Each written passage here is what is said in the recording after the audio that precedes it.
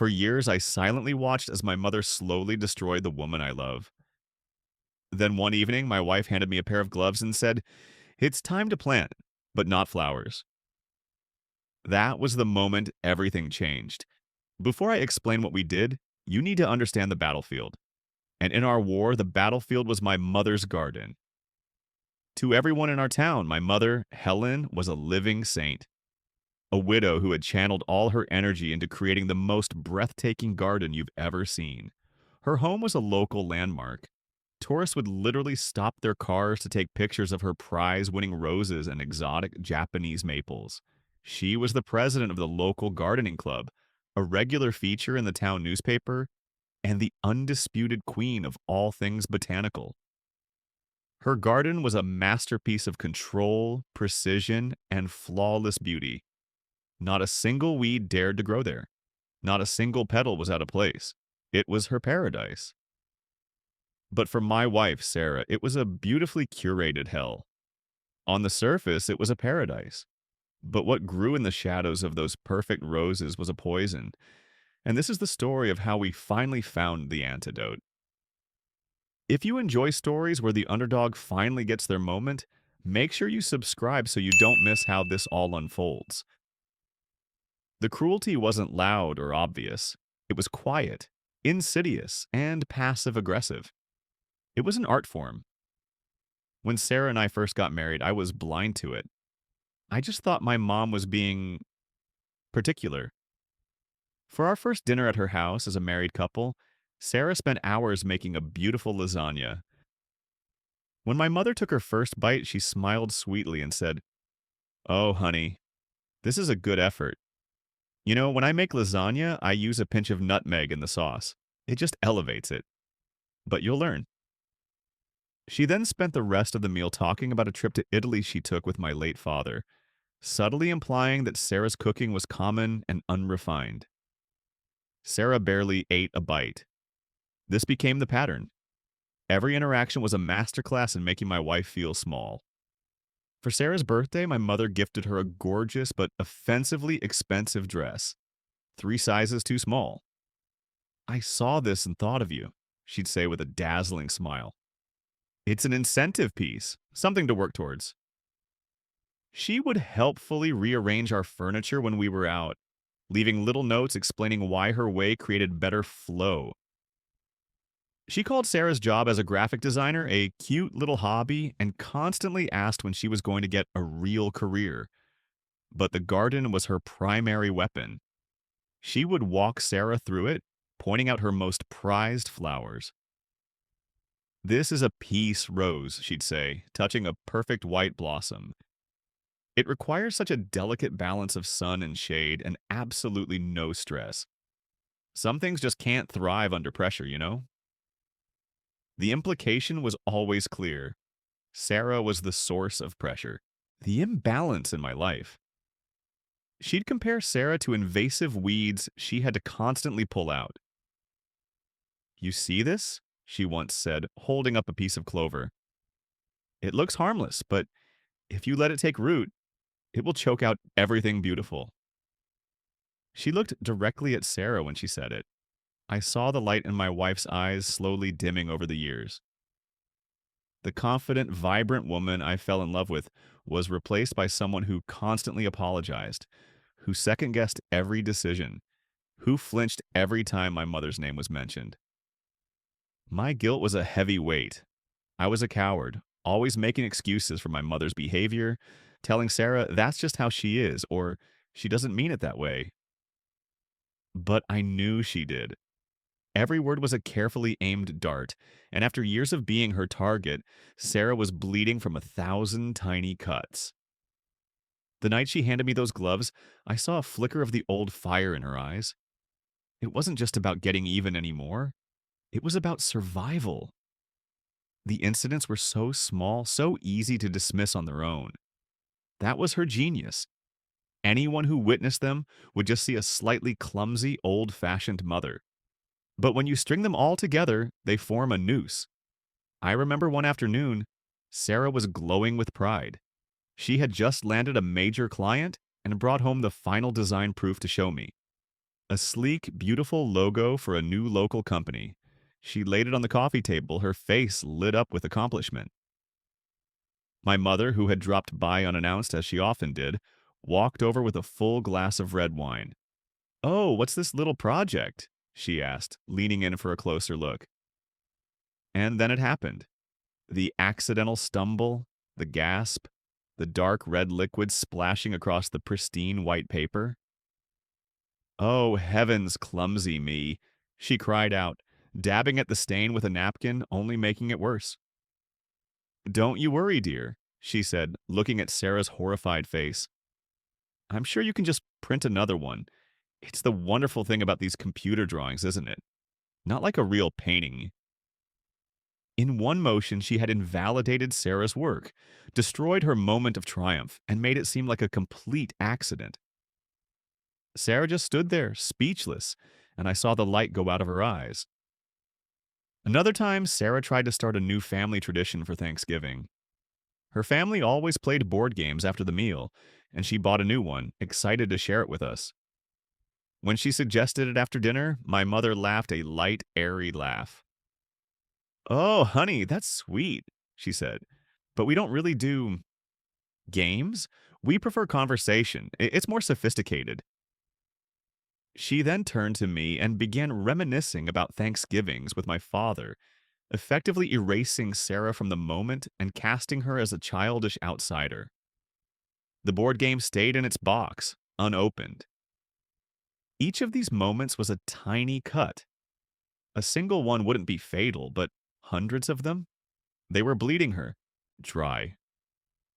I started to see it for what it was, a systematic campaign to grind down her self-worth until she felt as insignificant as the weeds my mother so diligently pulled from her precious garden. My guilt grew with every passive-aggressive comment I failed to challenge. I was her son, but I was also Sarah's husband, and by standing by and doing nothing, I was letting my mother poison our marriage, one perfect little flower at a time. To understand the revenge, you have to understand the garden. It wasn't just a collection of plants, it was a testament to my mother's control. Every square inch was micromanaged. She had an automated multi-zone sprinkler system that cost more than my first car. She imported rare black tulips from Holland and had a greenhouse for her orchids that was temperature and humidity controlled down to a single degree. This wasn't a hobby, it was an obsession. It was the physical manifestation of her personality, beautiful on the outside, ruthlessly structured on the inside, with no room for anything she deemed imperfect. And Sarah was her favorite imperfection. My mother would use gardening metaphors to deliver her most cutting remarks. One weekend, she was showing off a new addition, a bleeding heart plant with its delicate heart-shaped flowers.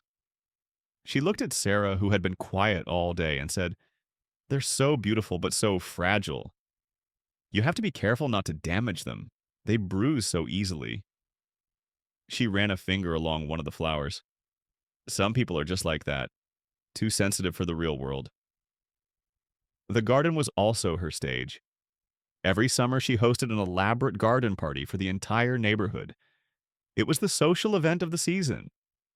For Sarah, it was an annual ritual of humiliation. My mother would give Sarah the most menial tasks, like refilling ice buckets or clearing empty plates, treating her like hired help in front of all our friends and her own colleagues. Meanwhile, she would glide through the crowd, accepting compliments, the gracious queen in her floral kingdom. She would introduce Sarah not as her daughter-in-law, but with a dismissive wave of her hand. "Oh, and this is Sarah, my son's wife." It was a subtle but powerful way to diminish her, to make her an accessory rather than a family member.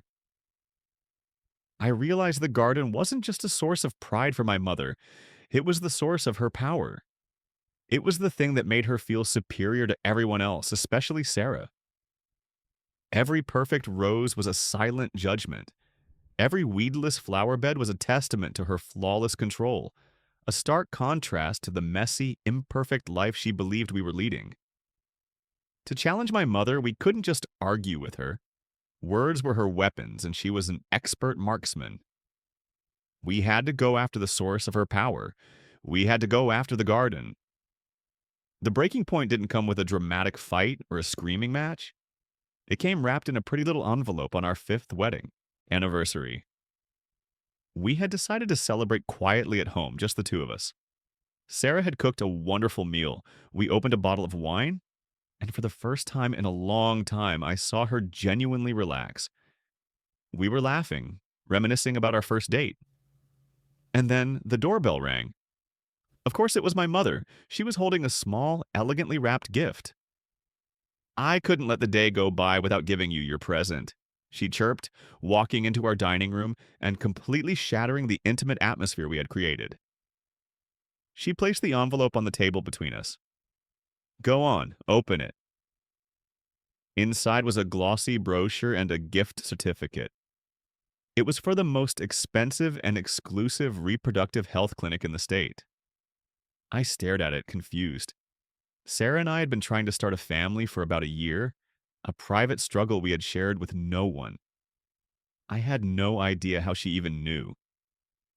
My mother saw the confusion on my face and patted my hand, her voice dripping with fake sympathy. I know it's a sensitive subject, she said, loud enough for the whole neighborhood to hear. But I've noticed how sad Sarah seems lately, and I just want to help. You know, sometimes a garden needs a little help from a professional to get the soil just right for planting. She smiled sweetly at Sarah. Don't you worry, dear. There's no shame in needing an expert to make things bloom. That was it. The comparison. The public announcement of our private pain. The implication that my wife was barren soil. I looked at Sarah, all the color had drained from her face. She didn't cry or scream.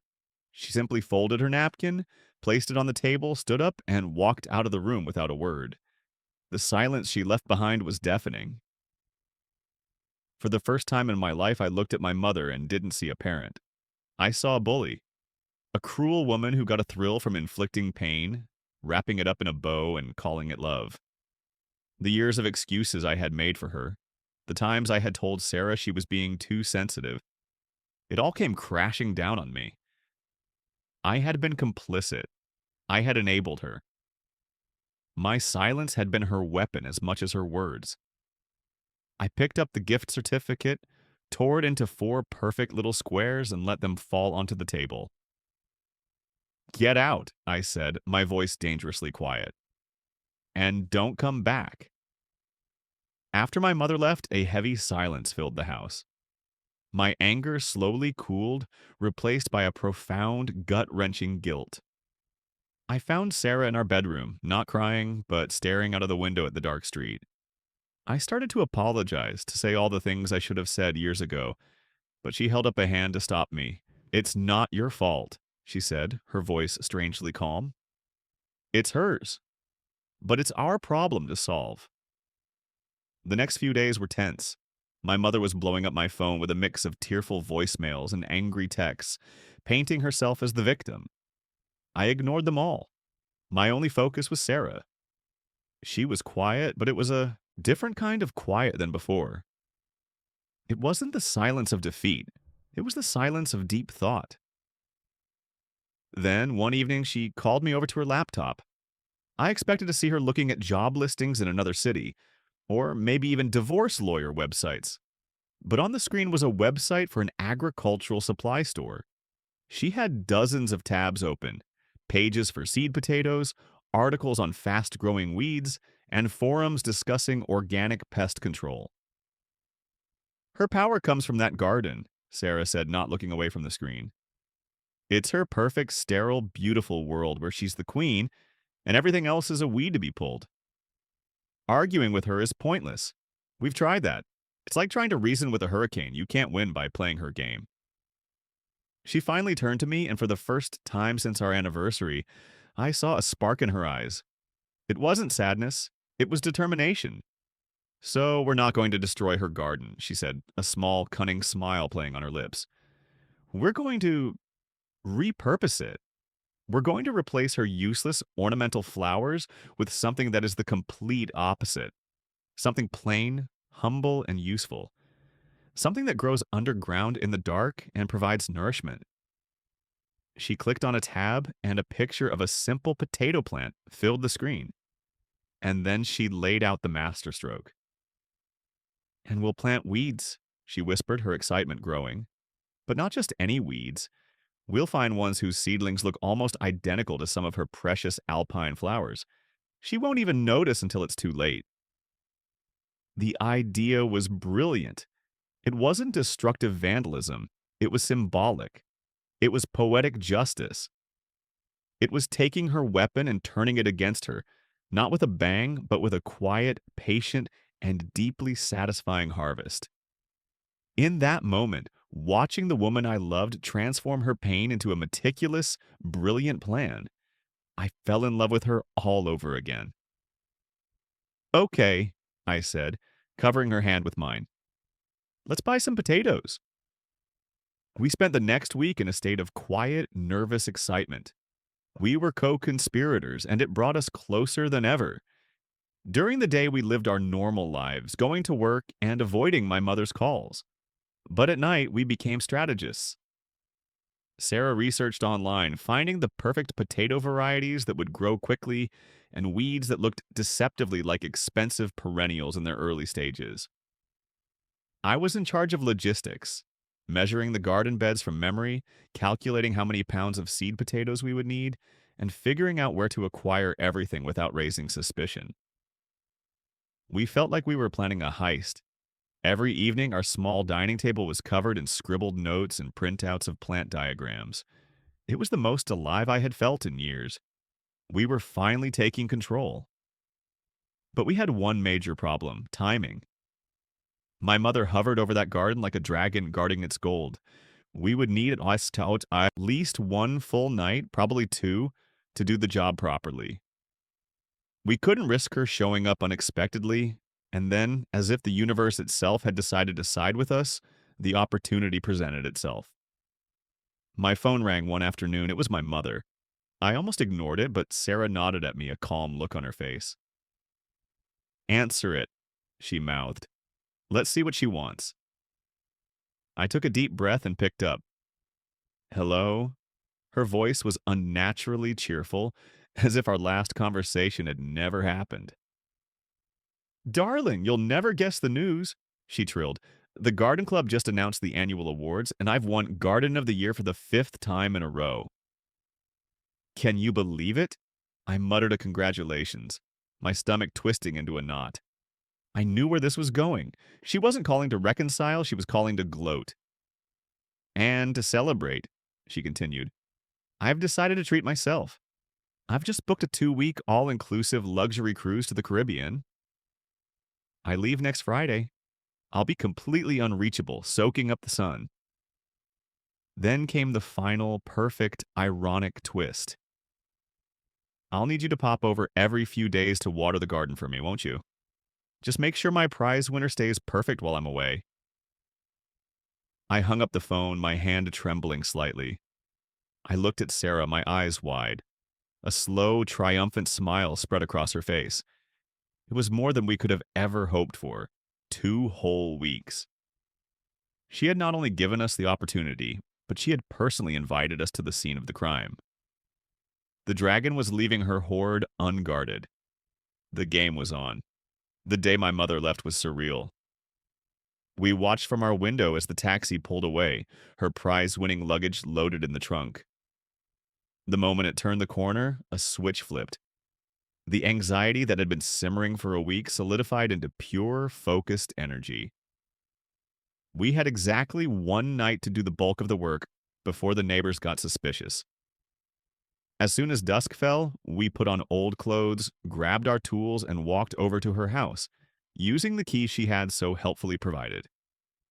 Stepping into that immaculate garden with shovels in our hands felt like a sacred violation. It was so quiet you could hear the hum of the streetlights. For a moment, I hesitated. This was her life's work. But then I looked at Sarah, who was methodically laying out the bags of seed potatoes and packets of weed seeds like a general preparing for battle. Her face was set with a resolve I had never seen before. My hesitation vanished. We worked in a silent, efficient rhythm. Sarah was the brains, pointing to a bed of rare, prize winning tulips. These first, she'd whisper. My job was the muscle. I carefully dug up each bulb, the soil perfectly loose and aerated. It felt wrong, like desecrating a shrine. We placed the expensive bulbs into buckets. Our plan wasn't just to destroy. Sarah had arranged to anonymously donate them to a local community garden. Her revenge wasn't about causing financial harm, but about reclaiming the emotional space. Once a bed was cleared, she would hand me a potato. They felt lumpy and humble in my hands, a stark contrast to the delicate flowers they were replacing. We planted them deep in the rich soil. Then Sarah would take a packet of thistle seeds, chosen because their initial sprouts looked remarkably like a type of ornamental grass my mother loved, and sprinkle them artfully around the edges. We worked for 8 straight hours under the moonlight. We cleared the rose bushes, the imported lilies, the meticulously cultivated lavender. In their place went potatoes, creeping Charlie, and dandelions. With every flower we removed, it felt like we were pulling out a poisoned dart that had been stuck in Sarah for years. By the time the first hint of dawn appeared on the horizon, we were exhausted, covered in dirt, but filled with a strange sense of peace. The garden looked neat. The soil was turned, everything looked freshly mulched. To a casual observer, it just looked like my mother had prepared her beds for a new season. We watered everything generously, just as she'd asked. Now, all we had to do was wait for the harvest. The 2 weeks my mother was gone were the most peaceful we'd had in years. We'd sneak over to her house every couple of days, not just to water the garden as promised, but to watch our work take root. Tiny green shoots began pushing through the dark soil. To our delight, the potato sprouts and the weed seedlings were indistinguishable from any other new growth. Our secret was safe, buried just beneath the surface. Then came the day of her return. We saw the airport shuttle pull up to her curb, and my heart started pounding against my ribs. Sarah grabbed my hand, her grip firm. "Stay calm," she whispered. "Let her walk into it herself." My mother was glowing. She was tanned, wearing a ridiculous sun hat, and bubbling with stories about the cruise. She hugged me tightly, then gave Sarah a quick, dismissive pat on the arm. "The house looks fine," she announced, as if she'd expected us to have burned it down. "Now I must go see my babies." This was it. We watched from her kitchen window as she strolled into the backyard, a proprietary air about her like a queen surveying her kingdom. She walked along the stone paths, her gaze sweeping over the beds. I stopped breathing. Sarah's knuckles were white as she squeezed my hand. My mother tilted her head. She said aloud, loud enough for us to hear. "You've been watering well, I see. Everything looks tidy." She knelt down, touching a small green leaf that we knew was a potato plant. "Lots of new growth starting." "Good. The rest will do them good." She didn't have a clue. She was so blinded by her own pride and the expectation of perfection that she couldn't see what was right in front of her. She saw turned soil and green shoots and simply assumed they were her precious flowers preparing for their next glorious bloom. The irony was so thick you could cut it with a knife. For the next week, the tension was unbearable. Every day, the potato leaves grew larger and more distinct. The thistles we planted started to look less like ornamental grass and more like, well, thistles. My mother, however, remained blissfully ignorant. She was too busy planning a lavish garden party to celebrate her award. "The local news is coming to film a segment," she announced to us one evening over the phone. "It's going to be in 5 days. The garden needs to be absolutely perfect." We knew the clock was ticking. Her perfect garden was about to reveal its humble, starchy secret to the entire town. And we had front row seats. The morning of the party was bright and sunny, a perfect day for a television crew to capture the beauty of a prize-winning garden. We arrived early on my mother's insistence to help with the finishing touches. In reality, we just wanted to be there when the bomb went off. My mother was a whirlwind of frantic energy, directing caterers and arranging flowers inside the house. The news crew was set to arrive at 11 a.m. At 10:45, she clapped her hands together. Right, one final inspection of the grounds to make sure everything is perfect.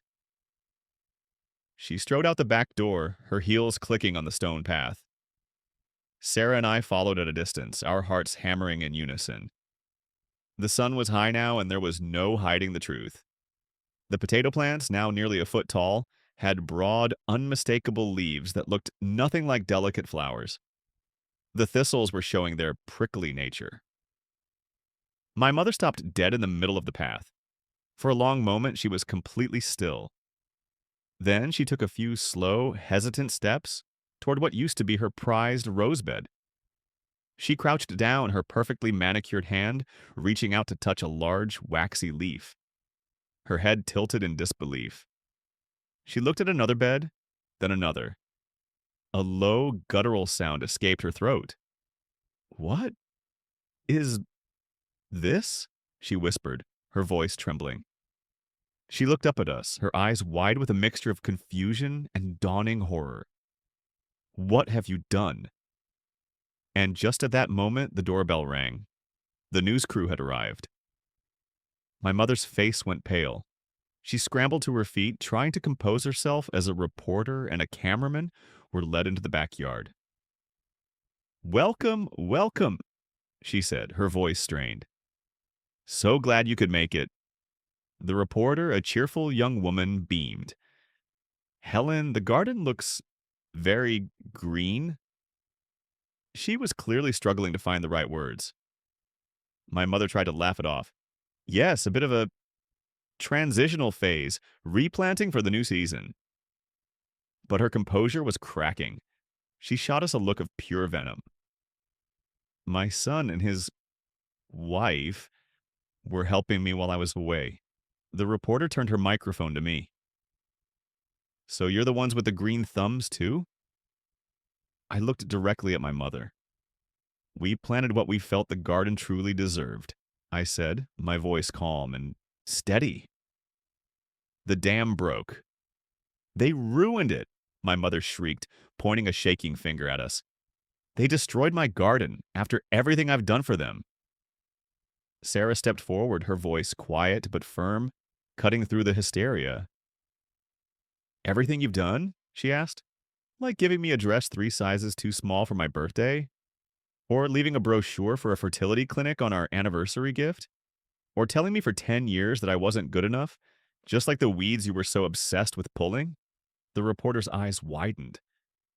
The cameraman, sensing a much better story, swung the camera from the potato plants to our faces. My mother was speechless, her mouth opening and closing like a fish. Her perfect facade had been ripped away, not in private, but on camera for the whole town to see. She was exposed, surrounded by the evidence of her own cruelty, now made manifest in rows of humble, undeniable potato plants. We didn't need to yell. The garden spoke for itself. We turned and walked away, leaving her standing alone in the ruins of her beautiful, toxic paradise. The news segment never aired. Apparently, the station decided a public meltdown in a potato patch wasn't the uplifting community story they were looking for. But it didn't matter. The reporter and the cameraman had friends, and in a town our size, a story like that spreads faster than weeds. My mother's reputation wasn't destroyed, but it was forever changed. People now looked at her perfect garden with a hint of suspicion, wondering what secrets were buried beneath the soil. She tried to contact us, of course. First came the furious voicemails, then the tearful, manipulative ones. We didn't answer. We had finally learned that the only way to win her game was not to play. We packed up our things and moved to a small house on the other side of the state. We needed a fresh start, a place where we could grow our own roots without her shadow looming over us. A year has passed. We have our own little backyard now. It's nothing like my mother's masterpiece. It's messy, a little wild, and gloriously imperfect. Sarah planted a small vegetable patch in the sunniest corner. We have tomatoes, cucumbers, and yes, a row of potato plants. Right next to them, we have a chaotic explosion of wildflowers, the kind my mother would have called weeds. It's a garden where everything is allowed to grow, a place of nourishment, not just for show. Sometimes I'll see Sarah out there, her hands in the dirt, and she'll look up at me with a smile I thought I had lost forever. The light is back in her eyes. We never spoke to my mother again. Some might say what we did was cruel, that we should have found another way. But after years of silent suffering, it was the only language she would understand. So I have to ask you, did I do the right thing? What would you have done in my place? If you enjoyed our story of sweet, starchy revenge, please hit the like button, subscribe so you don't miss more stories like this, and let me know your thoughts in the comments below.